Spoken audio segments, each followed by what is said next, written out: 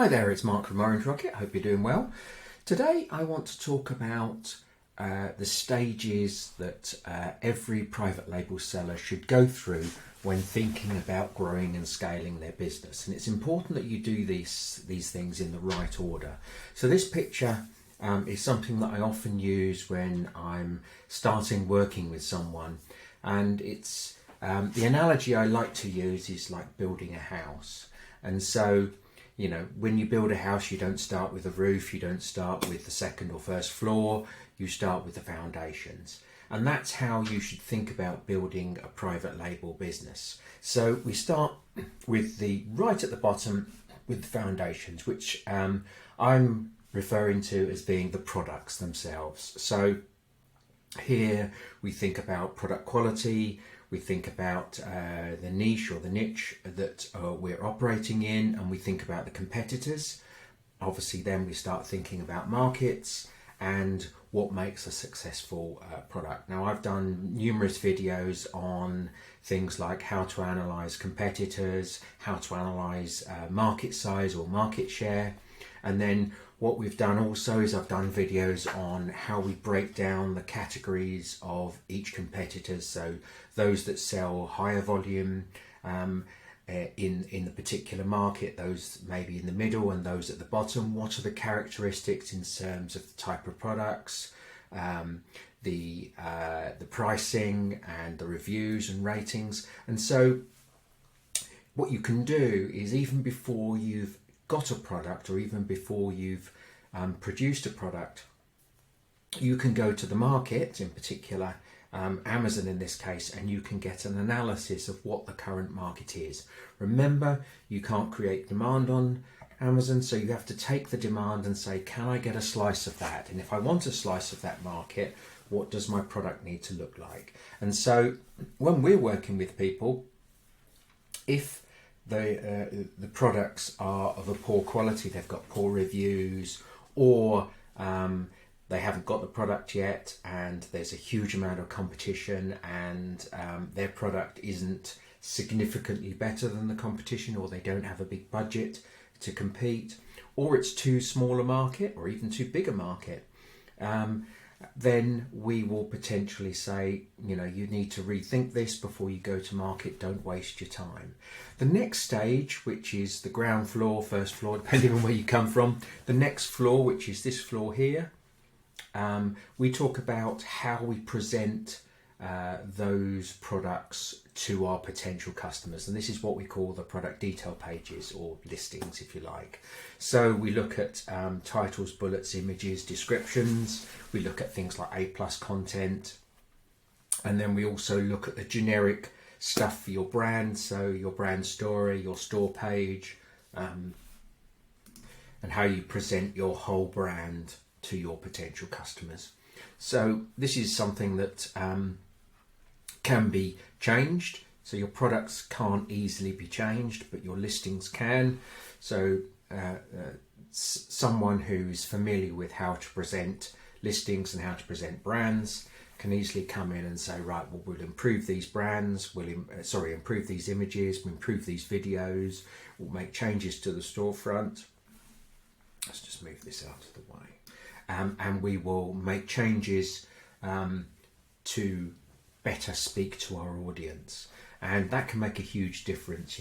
Images in particular, we often see images where people just list a whole bunch of features, and it's actually the benefits of owning that product that people need to think about. So people don't come to Amazon to buy products, they come to Amazon to buy solutions to products, whether it's a beauty product to make them look better, or they've got a particular problem that they need solving that your product potentially can solve, or they just need a solution to a particular product problem that your product can particularly solve. So that's the foundations, and then the next floor. The next floor up, second floor, first floor, depending on again where you come from, but this floor here, where your bedrooms are, is what I would refer to as the growth phase.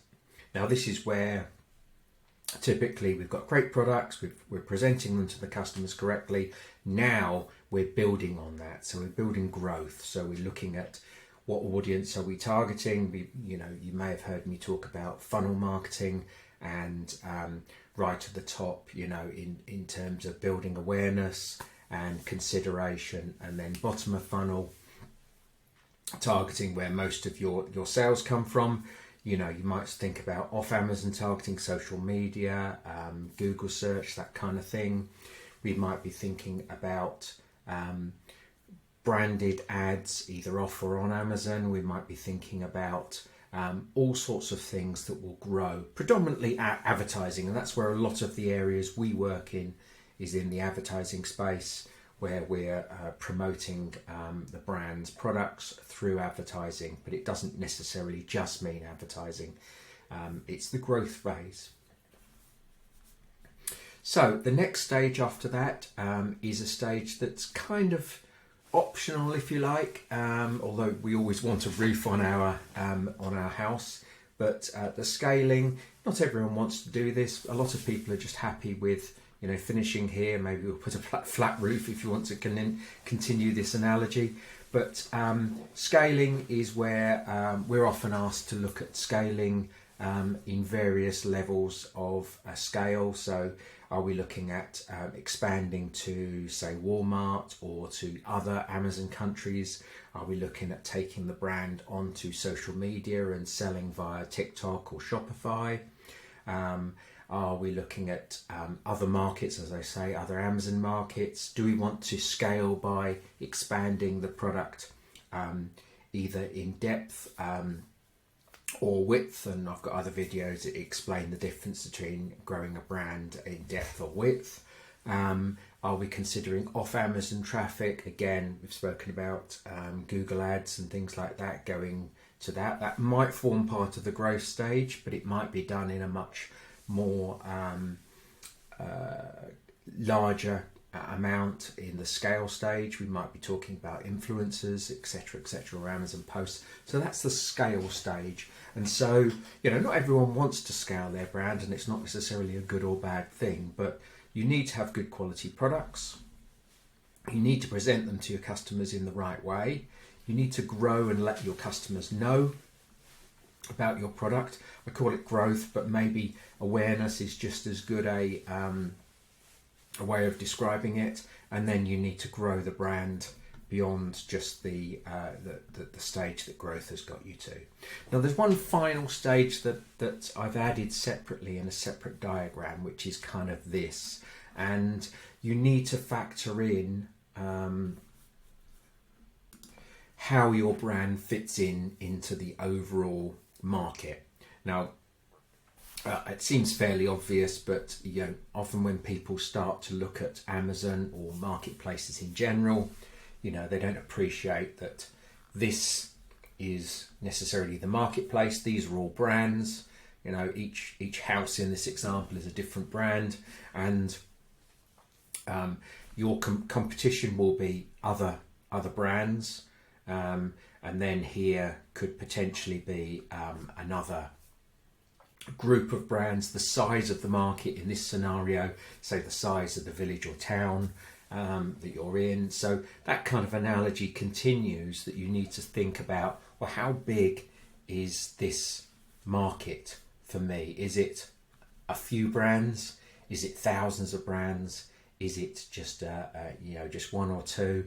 And do they all look the same as in this diagram here, or do they, are they different, bigger brands? So that I continue that analogy with, looking at the house, looking at where the house is, and all of that kind of stuff. So that's kind of what we talk about when we talk about building a house, which is very, very similar to building and scaling a brand. I hope you find that helpful. If you've got any questions, please let us know, and I look forward to speaking to you again soon. Take care. Thank you. Bye-bye.